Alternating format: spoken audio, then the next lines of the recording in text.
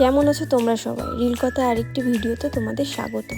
আজকে সোমবার, আজকে আমার শরীরটা খুব একটা ভালো ছিল না, তাই আমার হাজব্যান্ড রান্না করেছিল সহজভাবে ডিমের ঝোল। যারা বাইরে থাকো, রান্না করে যেতে হবে, তারা এভাবে ডিমের ঝোল রান্না করে দেখতে পারো। খুব টেস্টি হয় খেতে আর খুব ভালোও হয়। প্রথমে ডিম আর আলুটাকে সিদ্ধ বসিয়ে দিয়েছিল, তারপরে পেঁয়াজ, আদা, রসুন, টমেটো গ্রেটারে গ্রেট করে নিয়েছে আর কটা কাঁচা লঙ্কা মাঝখান থেকে চিড়ে দিয়েছে। ডিম আর আলুটা সিদ্ধ হয়ে যাওয়ার পর ওটাকে তেলে ভেজে নিয়েছে। ভেজে নেওয়ার পর আবার কড়াতে তেল দিয়েছে, তারপরে গোটা গরম মশলা, গোটা জিরে, তেজপাতা, শুকনো লঙ্কা ফোড়ন দিয়ে তার মধ্যে গ্রেট করা মশলাগুলো দিয়ে ভালো করে ভেজে নিয়েছে। ভাজার পর কিছু গুঁড়ো মশলা দিয়েছে, যেমন হলুদ গুঁড়ো, জিরের গুঁড়ো, ধনের গুঁড়ো আর কাশ্মীরি লঙ্কার গুঁড়ো।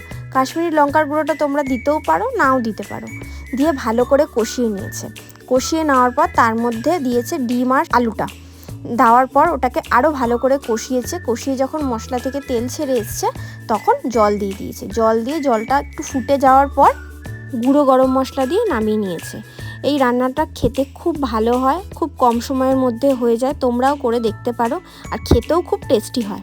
আমার ভিডিও কেমন লাগছে অবশ্যই জানিও। লাইক করো, সাবস্ক্রাইব করতে ভুলো না, কমেন্ট করো। ততক্ষণ ভালো থেকো, সুস্থ থেকো। দেখা হবে পরের ভিডিওতে। টাটা।